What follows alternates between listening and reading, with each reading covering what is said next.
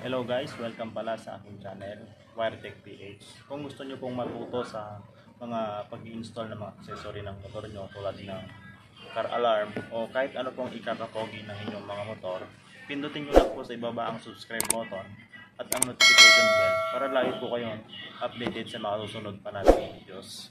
Dahil sa video na ito guys, ituturo ko po sa inyo kung paano mag-install ng hazard switch sa aking motor. Let's go!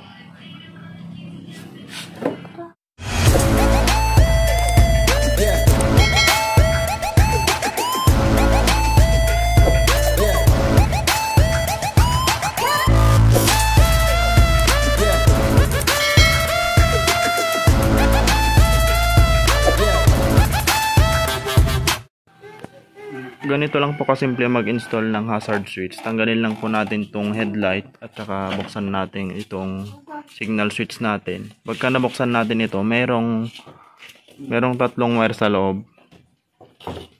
Ayan, meron siyang green at saka orange at saka gray.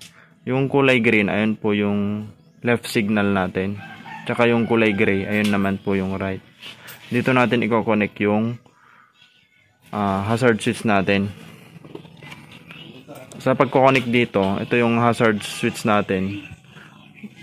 Yung nasa gitna na wire, kahit anong kulay yan, hindi kasi pare-parehas yung mga nabibili na hazard switch. Basta yung pinakagitna na wire, i-connect din natin dun sa may pinakagitna dun sa signal switch natin sa motor.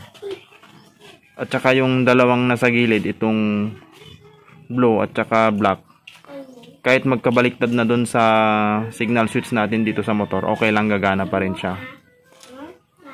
Pero dito natin siya i-connect sa may socket dito sa headlight. Sundan lang natin itong wire niya. Wala namang ibang wire dito. Sundan lang natin. Ayan, sundan natin. Ito yung wire na yon. Ito siya. Ayan. Yung green, ito yung left signal natin. At saka itong gray, ito yung right signal natin. Gaya nung sinabi ko kanina, yung pinakagitna ng ating hazard switch na wire, ilagay natin sa pinakagitna din dun sa signal switch natin. Ayun yung kulay orange, ayan. Tapos yung blue at saka black, kahit magkabaliktad na sila dito, okay lang, walang problema. Ganito lang guys, kasimple mag-install ng hazard switch sa kahit anong motor, kahit big bike pa yan, kahit anong style ng motor, ganyan lang kasimple guys. I-testing natin kung gagana. Ito yung hazard switch natin, pindutin lang natin, din natin iilaw. Kaya ang bahala guys kung saan nyo banda ilalagay itong hazard switch ninyo. Bahala na kayo kung saan banda na babagay sa motor nyo. Testingin natin kung gagana.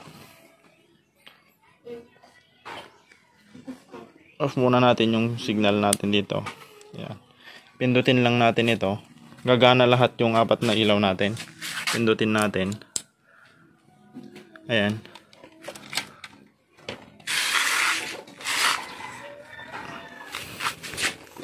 Ayan, gumagana na siya. Tignan natin sa likod.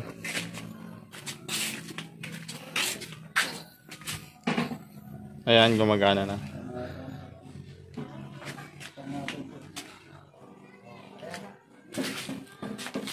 Kung nagustuhan nyo po ang aking video, huwag nyo pong kalimutang mag-subscribe, like, and share na rin po para malaman din po ng iba. Maraming salamat.